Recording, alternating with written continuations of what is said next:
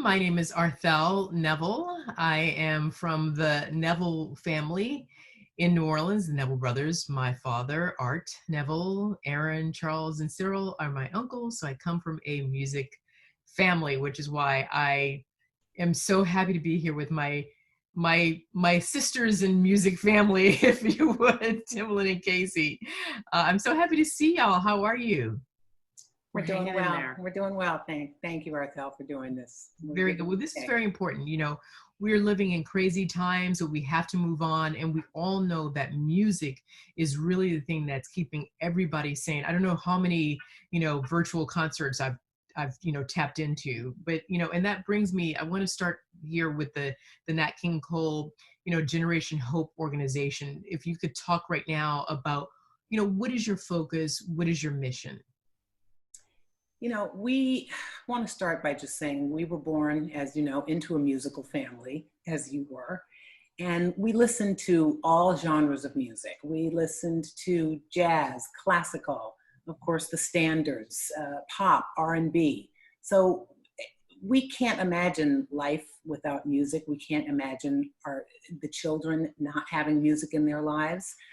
Music was a part of our lives when we went to school, when we were in school growing up. And Casey and I believe that, music should be as fundamental as reading and math.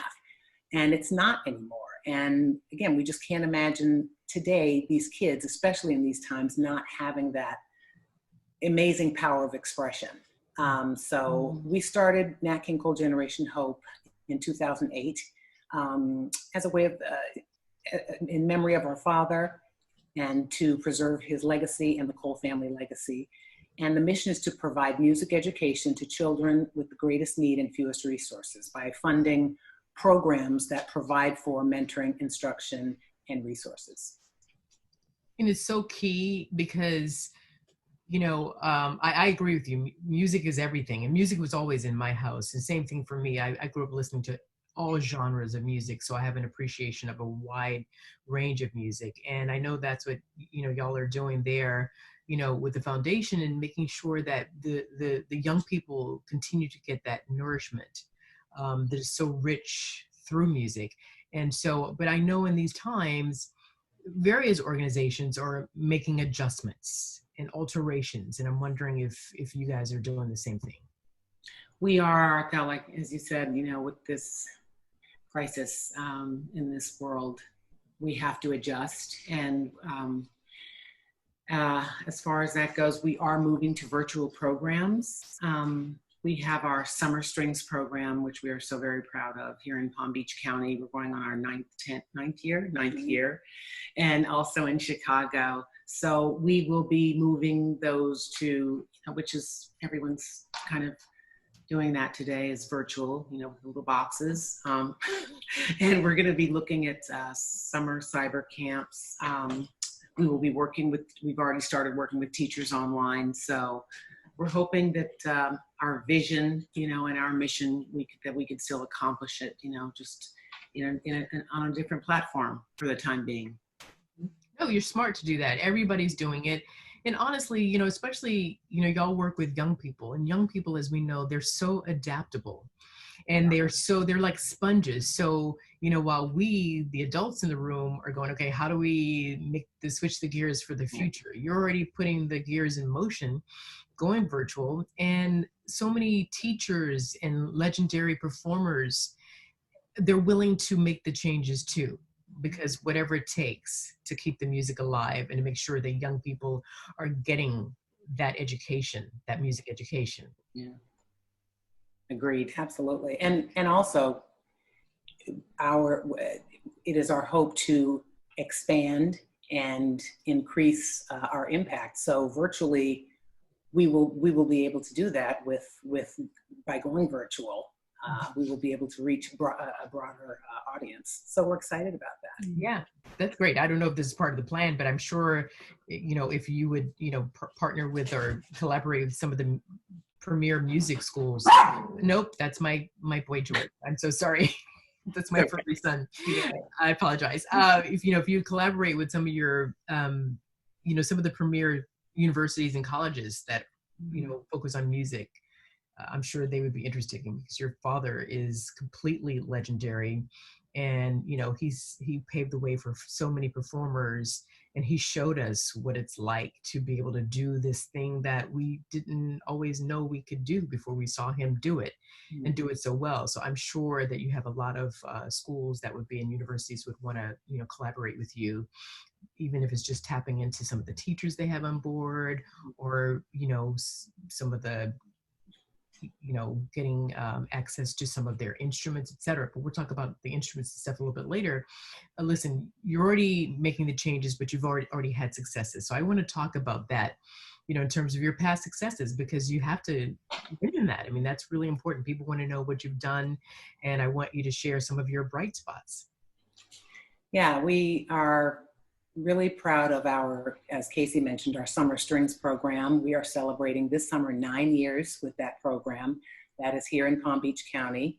And we've also expanded that program into Chicago. And Chicago makes sense because that is where our father grew up and started his career. Right. So we've got a lot of support in Chicago, and the community is just great and rallying for us to continue that program there. We work with the business community and community organizations in the school districts to develop programs that to develop sustainable programs that we can replicate throughout the country. And so we really hope that we are able to take this model and put it into other underserved areas nationwide. So we are just we have a Nat and Maria Cole Scholarship, which sends deserving students who are majoring in music and music education to college. So we've got wonderful success with that. And music and mentoring program. And just since its inception in 2008, over $2 million has been raised in support of music education. And we currently serve over 40,000 children in Title I schools. Yes. Again, in Palm Beach County, out throughout South Florida, and of course, Chicago. So doing some good things. It's extraordinary. And just listening to you, and we're talking about making adjustments. You just told me about your successes, and we're talking about moving forward to continue the successes and also make the alterations in this new normalcy that we're dealing with. But hearing you talk about that, one of the things that I find that's being unveiled in this period that we're living in, and that is the inequities. And so to hear you talk about making sure that the underserved youths are getting access to what it is that you're doing is really important. It's remarkable. And I think that it will inspire those watching us going, yeah, you know what, you're right. We knew before, but we really realize. So what you're doing is really right. It's right on, and it's right now. So I think that this is really going to encourage people to get engaged and, really do their part to help out. And, as I talk to you, and I'm so proud of both of you, and I see your dad, the picture of your dad over your shoulders, what would he think about what you're doing? Well, so I believe, he was raised with music. He was 4 years old when he started singing, and he was raised in the Baptist church in Chicago. I think that, this is a man who inspired people. He held himself to a higher standard. I think that he would say to us, you guys are doing what I am very, very proud of, and that is you can accomplish anything that you really put your mind towards.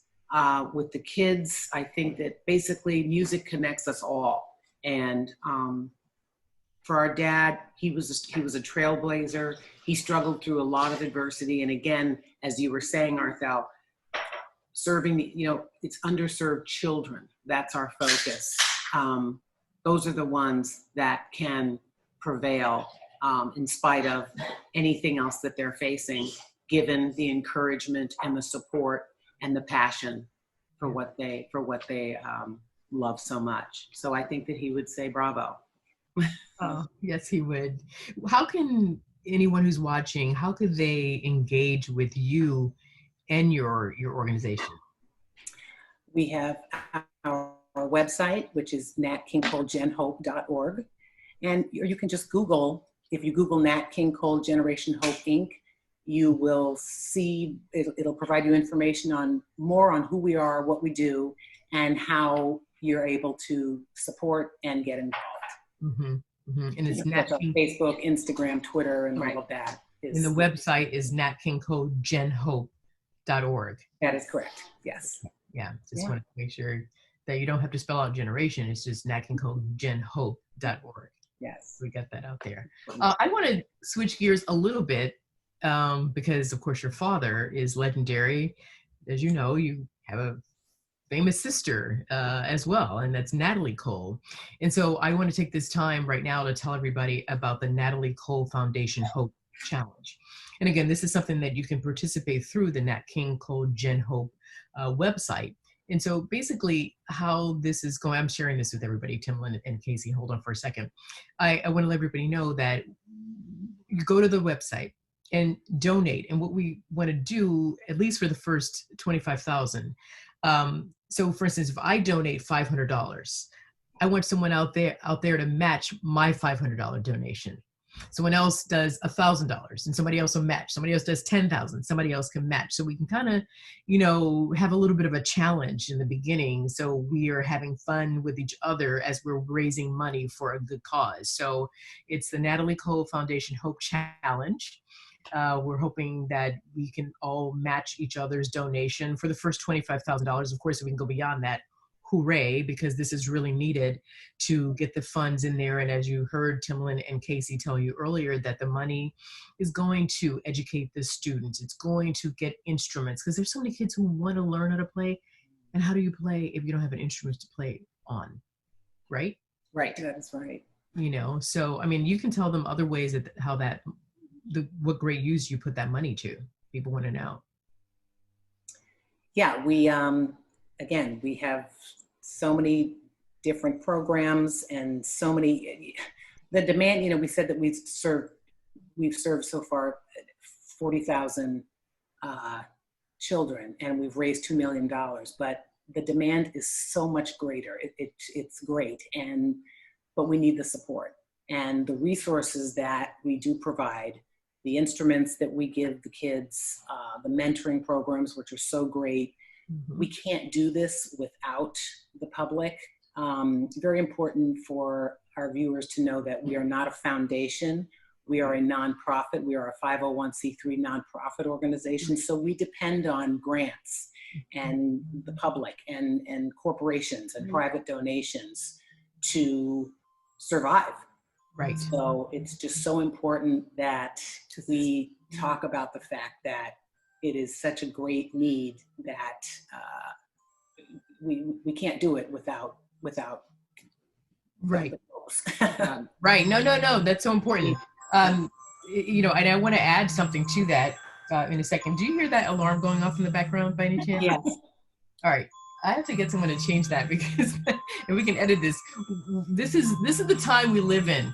Hey, babe, can you kill my phone? Here's what's going on. This is the time we live in. We have our clock and alarm set daily for 6:50 p.m., 6:50 p.m. Right as we're talking right now, that's what time it is in New York.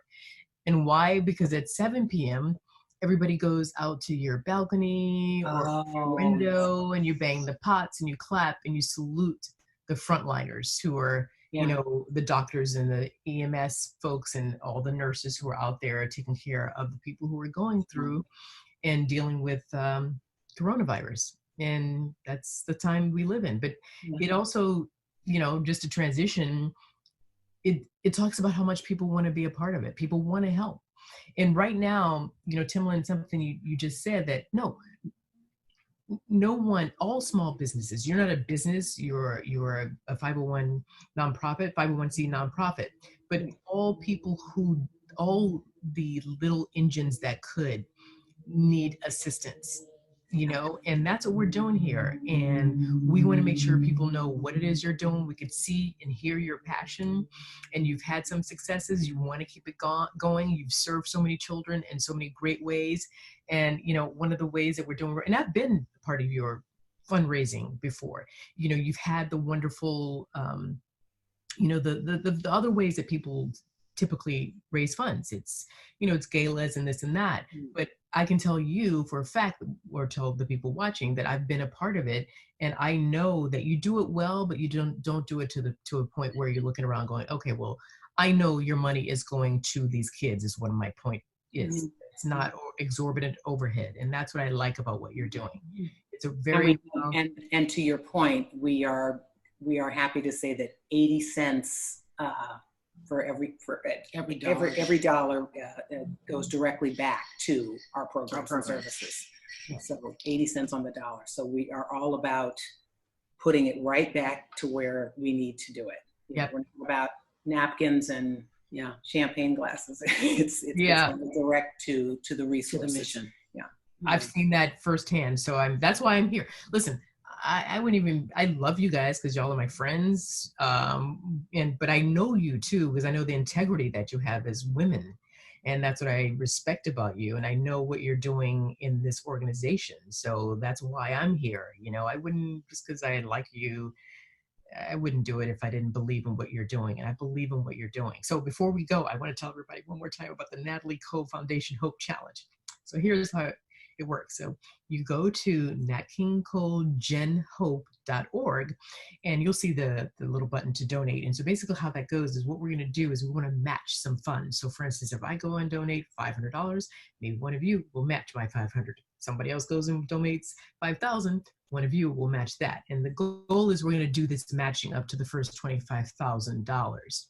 You can do anything beyond that, absolutely. But that's kind of the part of this, the Natalie Cole Foundation Hope Challenge. So I think I got that right, ladies. Yes, you did. Thank you. All right.